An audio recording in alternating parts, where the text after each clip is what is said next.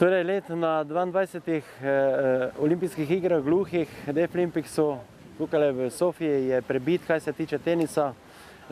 To je zgodovinski trenutek, prvi slovenski teniški igralec gluhe je nastopil na olimpijskih igrah. Marino je zmagal v prvem kolu, premagal je Indica Quadrija 6-0, 6-0 in lahko povem, da glede na Marinovo zdravstveno stanje je lahko Marino vzor marsikateremu športniku, slišečemu ali invalidu, čisto vseeno. Marino je namreč včeraj cel dan ležal v postelji z visoko vročino, želodčnimi krči, drisko in tako naprej. Naj povem, da je danes nastopil, je bilo sploh vprašanje, če bo stopil na igrišče, kajti še vedno ima vročino in močne krče v želodcu.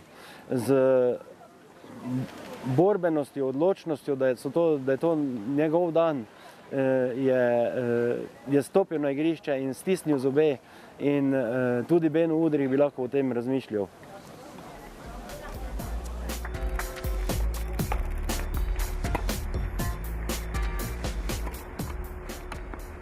Sedaj gremo takoj v hotel, se stušira Marino in gre v posteljo spet nazaj. Jutri je prost dan. V nedeljo igra drugo kolo s Turkom Ismailom. Upajmo, da bo vse v redu, da se bo Marino rehabilitiral in da bo pokazal tisto, kar zna, zakaj smo pravzaprav tukaj.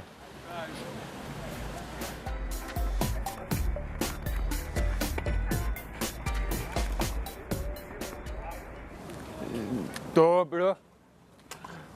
Veliko slabo zelo des, je polan, je malo bruhal, veliko je tesen, voda ves, malo voda, glava v slabo, veliko mocno, vse noge mocno, veliko je hitre noge, da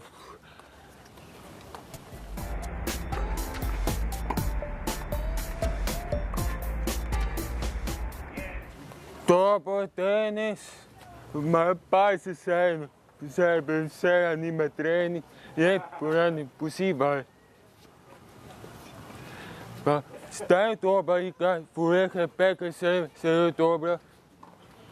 Prvi tekme prvo kolo, 7-0 in 7-0, smakal sem.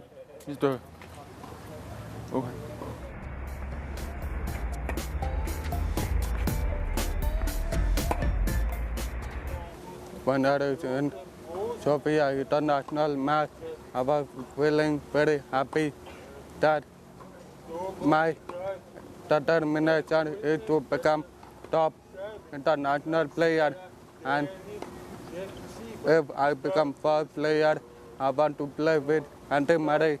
That is my determination, and objective is to get a gold medal. That is all.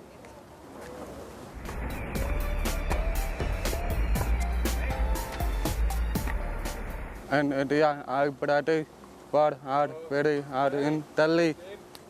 India, Delhi, I practice very hard in order to play the best opponent, everyone, and after another, and become my ambition.